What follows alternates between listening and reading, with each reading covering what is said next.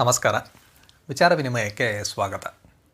ಇವತ್ತಿನ ಈ ವಿಡಿಯೋದಲ್ಲಿ ನಾವು ಆಂಡಾಳ್ ಅವರ ಬಗ್ಗೆ ಕೆಲವೊಂದು ವಿಷಯಗಳನ್ನು ತಿಳ್ಕೊಳ್ಳೋಣ.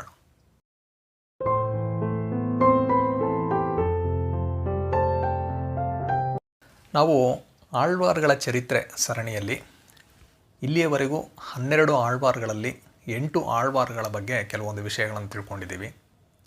ನಮ್ಮ ಹಿಂದಿನ ವಿಡಿಯೋದಲ್ಲಿ ನಾವು ಶ್ರೀ ಪೆರಿಯಾಳ್ವಾರ್ ಅವರ ಬಗ್ಗೆ ಕೆಲವೊಂದು ವಿಷಯಗಳನ್ನು ತಿಳ್ಕೊಂಡ್ವಿ. ಇವತ್ತಿನ ಈ ವಿಡಿಯೋದಲ್ಲಿ ನಾವು ಪೆರಿಯಾಳ್ವಾರ್ ಅವರ ಮಗಳಾದಂತಹ ಗೋದಾದೇವಿ ಅಥವಾ ಆಂಡಾಳ್ ಅವರ ಬಗ್ಗೆ ಕೆಲವೊಂದು ವಿಷಯಗಳನ್ನು ತಿಳ್ಕೊಳ್ಳೋಣ. ಈ 12 ಆಳ್ವಾರ್ಗಳಲ್ಲಿರುವಂತಹ ಏಕೈಕ ಮಹಿಳೆ ಆಂಡಾಳ್ ಅವರು.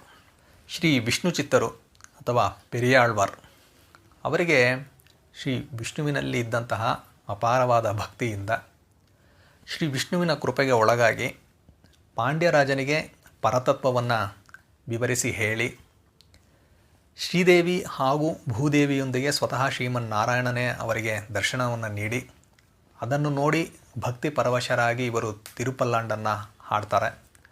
ಅವರ ಅಪಾರವಾದ ಭಕ್ತಿಯನ್ನು ನೋಡಿದಂತಹ ಶ್ರೀ ವಿಷ್ಣು ಅವರಿಗೆ ಪೆರಿಯಾಳ್ವಾರ್ ಅಂತ ಹೆಸರಿಡ್ತಾರೆ.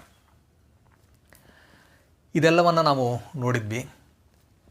ಶ್ರೀ ವಿಷ್ಣುವಿನಲ್ಲಿ ವಿಷ್ಣು ಚಿತ್ತರಿಗೆ ಇದ್ದಂತಹ ಅಪಾರವಾದ ಭಕ್ತಿ ಏನಿದೆ ಅದು ಒಂದು ತಾಯಿಗೆ ಮಗುವಿನ ಮೇಲೆ ಇರುವಂತಹ ಒಂದು ವಾತ್ಸಲ್ಯ ಏನಿದೆ ಆ ರೀತಿಯ ಒಂದು ಭಕ್ತಿ ಇತ್ತು ಅವರಿಗೆ ಅನ್ನೋದನ್ನು ಸಹ ನಾವು ನೋಡಿದ್ವಿ.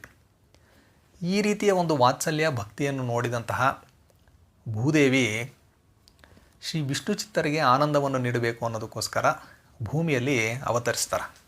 ಶ್ರೀ ವಿಷ್ಣು ಚಿತ್ತರು ಶ್ರೀವಲ್ಲಿಪುತ್ತೂರಿನಲ್ಲಿ ಇದ್ದಂತಹ ವಟಪತ್ರಶಾಹಿ ದೇವಸ್ಥಾನದ ದೇವರಿಗೆ ಪ್ರತಿದಿನ ತಾವು ತಮ್ಮದೇ ಆದ ತೋಟದಲ್ಲಿ ಬೆಳೆದಂತಹ ಬಗೆ ಬಗೆಯ ಹೂಗಳಿಂದ ಹಾಗೂ ತುಳಸಿಯಿಂದ ಮಾಡಿದಂತಹ ಮಾಲೆಯನ್ನು ತುಡಿಸಿ ದೇವರಿಗೆ ಪೂಜೆ ಮಾಡಿ ಭಕ್ತಿ ಪರವಶರಾಗ್ತಾ ಇರ್ತಾರೆ. ಈ ರೀತಿ ಇರಬೇಕಾದ್ರೆ ಒಂದು ದಿನ ಅವರು ಎಂದಿನಂತೆ ತಮ್ಮ ತೋಟಕ್ಕೆ ಹೂಗಳನ್ನು ತೆಗೆದುಕೊಂಡು ಬರಲು ಹೋದಾಗ ಅಲ್ಲಿ ಮಗು ಅಳ್ತಾ ಇರುವಂತಹ ಒಂದು ಶಬ್ದ ಕೇಳಿಸುತ್ತೆ. ಇವರು ಆ ದಿಕ್ಕಿನಲ್ಲಿ ಹೋಗಿ ನೋಡಿದಾಗ ಅಲ್ಲಿರುವಂತಹ ಒಂದು ತುಳಸಿ ಗಿಡದ ಕೆಳಗಡೆ ಒಂದು ಹೆಣ್ಣು ಮಗು ಅಳ್ತಾ ಇರೋದವರಿಗೆ ಕಾಣಿಸುತ್ತೆ. ಕಾಂತಿಯಿಂದ ಕಂಗೊಳಿಸುತ್ತಿರುವಂತಹ ಹೆಣ್ಣು ಮಗುವನ್ನು ನೋಡಿದ ತಕ್ಷಣ ಅವ್ರಿಗೆ ಗೊತ್ತಾಗುತ್ತೆ ಇದು ಸಾಧಾರಣವಾದ ಮಗು ಅಲ್ಲ. ಜನಕರಾಜನಿಗೆ ಹೇಗೆ ಸೀತೆ ದೊರಕಿದಳೋ ಆ ರೀತಿ ನನಗೆ ದೇವರು ಕೊಟ್ಟಿರುವಂತಹ ಮಗು ಇದು ಅಂತ ಆ ಮಗುವನ್ನು ತಗೊಂಡು ಅವರು ಆ ಮಗುವಿಗೆ ಗೋದಾದೇವಿ ಅಂದರೆ ಭೂಮಿಯಿಂದ ದೊರೆತವಳು ಅನ್ನೋದಕ್ಕೆ ಗೋದಾ ಅಂತ ಹೆಸರಿಡ್ತಾರೆ. ತಮಿಳಿನಲ್ಲಿ ಕೋದೈ ಅಂತ.